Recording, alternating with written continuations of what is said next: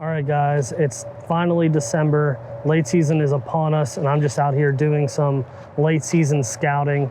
It's something that should never stop. Scouting is year-round. You can get some really great intel this time of year. We just had some snow on the ground, but unfortunately it melted. But anyways, I'm out here to check some trail cameras that I've had up. I'm actually on a piece of property that I harvested a buck this fall, and I left some cameras up just to get some more intel for next year. But it brought up a good point. I wanted to talk about the top 5 mistakes that we see trail camera users making in the late season. And the first mistake that most trail camera users are making in the late season is not prioritizing late season food. I think it's kind of accepted that food is king in the late season. Everyone knows that deer are going to be headed to food sources, but it's really easy to get lazy with your trail cameras and not put a high emphasis on the late season data that you can get from those food sources. So as you can see right now over my shoulder, I have a green food source. For the next week or so, it's going to be warmer than average temperatures in December. So deer are going to be headed to green food sources. This is just some clover. There's some winter rye mixed in here. So it's a good place to have a trail camera to get intel in the late season. Wherever you're putting your trail cameras, just make sure you're shuffling them this time of year, getting them off those rut locations into late season food locations, and you'll get more out of your late season trail cameras. So the second mistake we see trail camera users making in the late season is using the wrong battery source. Now, if you're familiar with Exodus's content, you know we beat this to death, but that's because one of the biggest reasons cameras are returned to us is because the battery supply was incorrect. And what I mean by that is using alkaline batteries in extreme temperatures. This is the time where if you have alkaline batteries in your trail cameras, you really need to switch them to lithium batteries. And here's why. Alkaline batteries use a water-based electrode. So water freezes below 32 degrees, right? Then when that happens, those cooler temperatures, you're gonna get a bad reaction in those batteries, causing them to leak or explode inside the camera, causing damage to the camera. If you're using lithium batteries, this problem does not exist, and you will get a more consistent output from your trail camera batteries, thus giving you the data that you need to harvest a buck in the late season. This time of year, data is crucial. You need to make sure your trail cameras are operating correctly, and having the right battery supply in those cameras this time of year is crucial. If you're not using external power, we highly suggest using external power, especially on cellular devices. The SB18 from Exodus has built-in 18650 batteries that are recharged by the sunlight, ambient light, thus powering the camera. You have a backup set of lithium batteries inside the camera.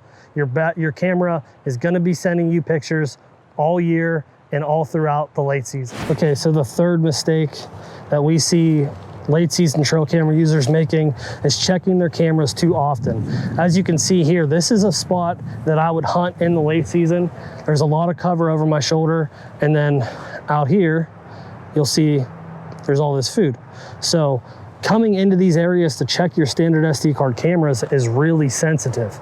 And if you come in here too often, you're gonna boot these deer onto the next cover, and they're not gonna get to your primary food source until after dark. So you wanna be cautious with checking your trail cameras in the late season.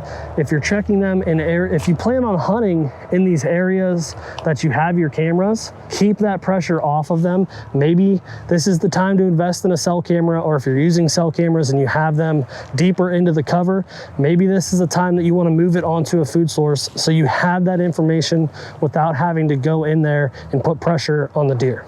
So with that, what is the frequency you should be checking your trail cameras in the late season? It goes along with early season trail camera checks a lot. You want to make sure conditions are right.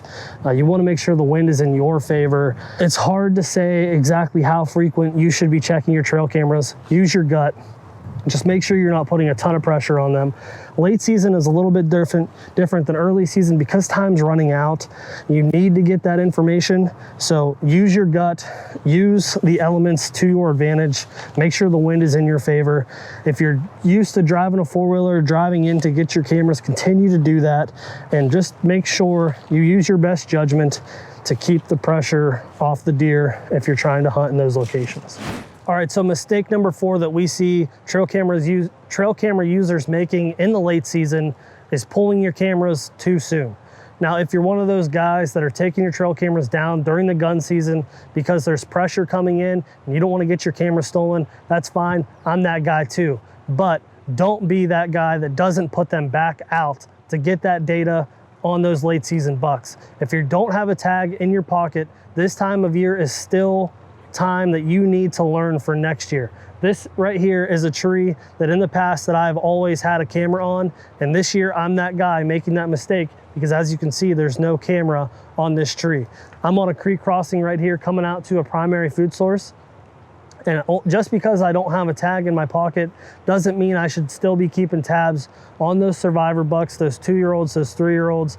That might not be what I'm interested in right now, but next year those 3-year-olds will be 4-year-olds, those 2-year-olds will be 3-year-olds, and those are my target age group. So if you don't have a tag in your pocket, don't stop learning, because next year when you have that information of what primary food source that particular buck wants to be at in the late season, you still have a tag in your pocket, you can capitalize on that information.